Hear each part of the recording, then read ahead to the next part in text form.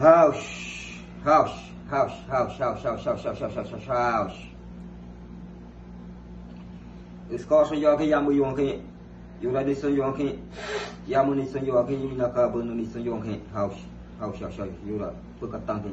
Ini isi suri matang ini son suri matang ke. House, house, house, house, house.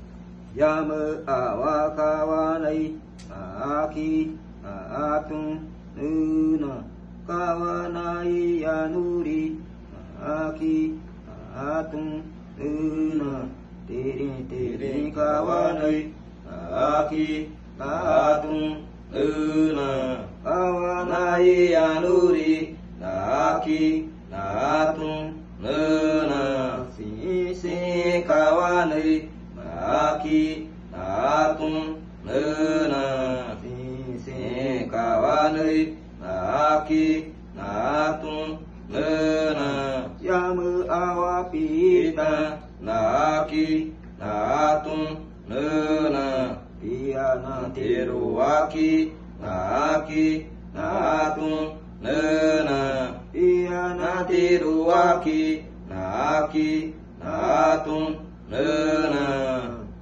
yamu casu kawanai naki atun nuna yamu casu kawanai naki atun nuna kawanai yanuri naki atun nuna jauh jauh kawanai naki atun nuna kawanai yanuri naki atun nuna yamu casu pita naki atun nuna piana teruaki naki atun nuna piana teruaki naki atun nuna yamu yawa kawanai naki atun nuna yamu yawa kawanai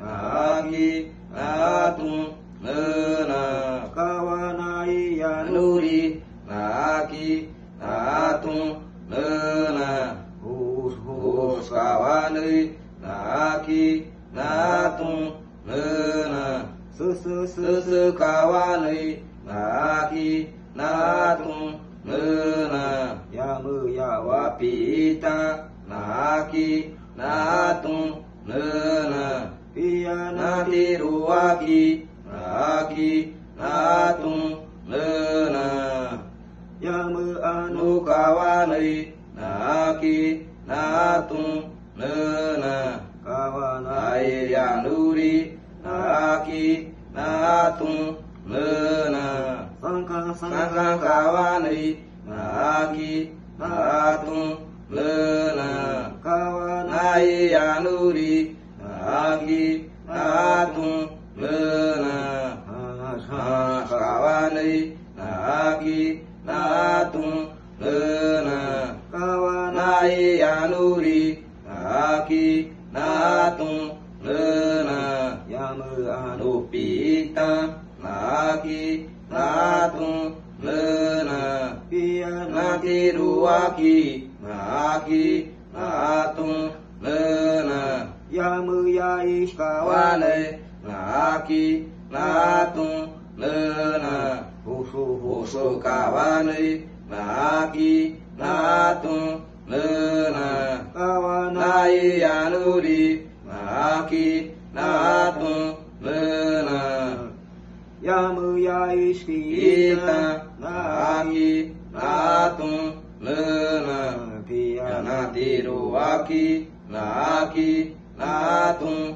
nuna yamu mari kawanai naki atun nuna kawanai yanuri naki atun nuna siu kawanai naki atun nuna kawanai yanuri naki atun nuna yamu mari pita naki atun nuna piana teruaki naki natung lena nanti ruaki laki natung lena yamu shi kawane naki natung lena kawane yanuri naki natung lena sis kawane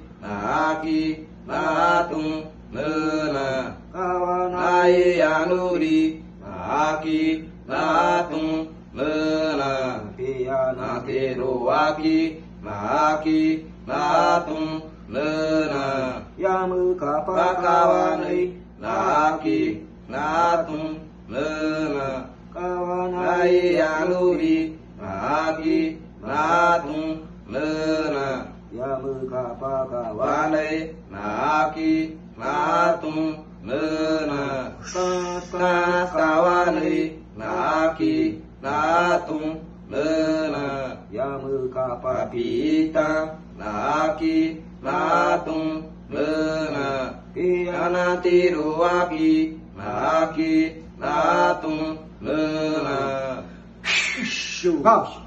Kau siapa kau ni suka ke pakai aku ha ha Puxa ele. Tahu. Ush. Haus.